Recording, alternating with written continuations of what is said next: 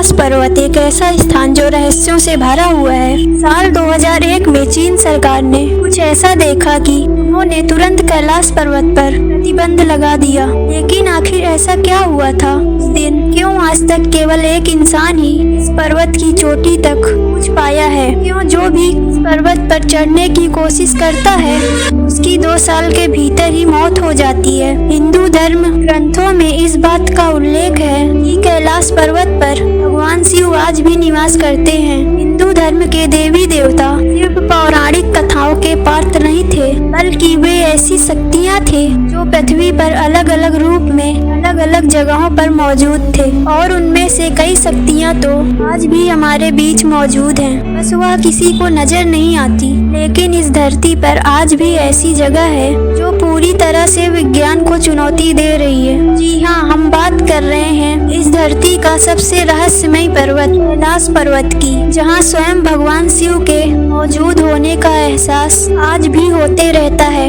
इस जन्म में भगवान शिव का दर्शन हो या ना हो, लेकिन उनके निवास स्थान का दर्शन मनुष्य के भाग में जरूर लिखा है। दुनिया की सारी अलौकिक शक्तियाँ का जन्म इस कैलाश पर्वत से ही शुरू होता है। हिमालय की गोद में बसा यह पर्वत भले ही दुनिया का सबसे ऊंचा पर्वत ना हो, लेकिन इसकी भव्यता इसकी ऊंचाई से नहीं बल्कि इसके आकार में है। शिवलिंग के आकार का यह पर्वत स्वयं में ही एक मंदिर है। इस पर्वत की महानता इसी बात से हो जाती है कि आज तक कोई भी मनुष्य इस पर नहीं चढ़ पाया, और जिसने भी इस पर्वत पर चढ़ने का दुस्साहस किया है उसे मृत्यु ही प्राप्त हुई है। जब बर्फ से ढके इस पर्वत पर सूर्य की किरणें पड़ती हैं, तब यह पर्वत सोने की तरह चमक उठता है। तब ऐसा प्रतीत होता है कि मानो कैलाश ही सत्य है और सत्य ही शिव। धरती के इस स्थान पर हवाओं के ध्वनि के तरंगों का कुछ इस तरह से मिलन होता है कि यहाँ आए हुए भक्तों को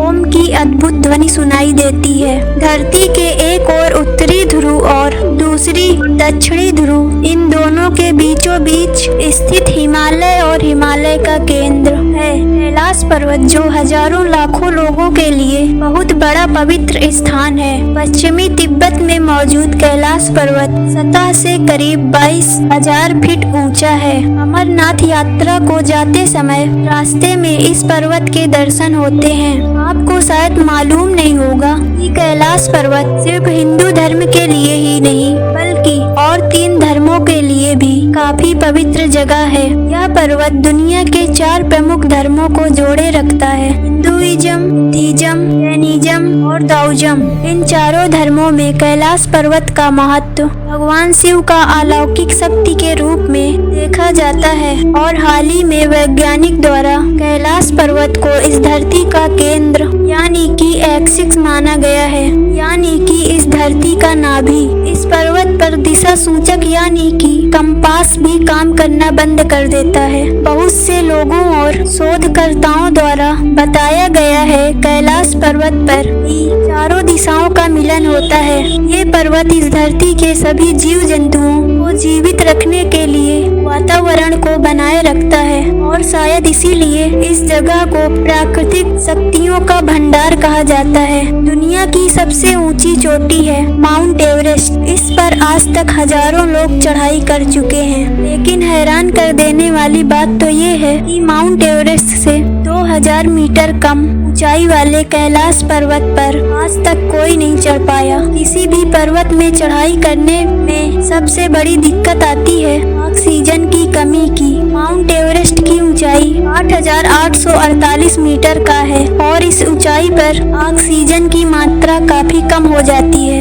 इतने मुश्किल हालात के बावजूद माउंट एवरेस्ट को अब तक 4000 से भी ज्यादा लोग फतेह कर चुके हैं, और दूसरी तरफ कैलाश पर्वत की ऊंचाई 6,638 मीटर का है, मतलब माउंट एवरेस्ट से लगभग 2000 मीटर कम। इसके बावजूद आज तक कोई भी इसके शिखर तक नहीं पहुंच पाया। क्यों? माउंट एवरेस्ट के मुताबिक बेहतर ऑक्सीजन लेवल होने के बावजूद लोग इस पर नहीं चढ़ पाते। कैलाश पर्वत पर चढ़ाई करते समय एक खास सीमा के बाद ऐसी घटनाएं होने लगती हैं कि मानो ये पर्वत हमें वापस जाने की चेतावनी दे रहा हो। ठंड अचानक बढ़ जाती है, मौसम भी बदलने लगता है।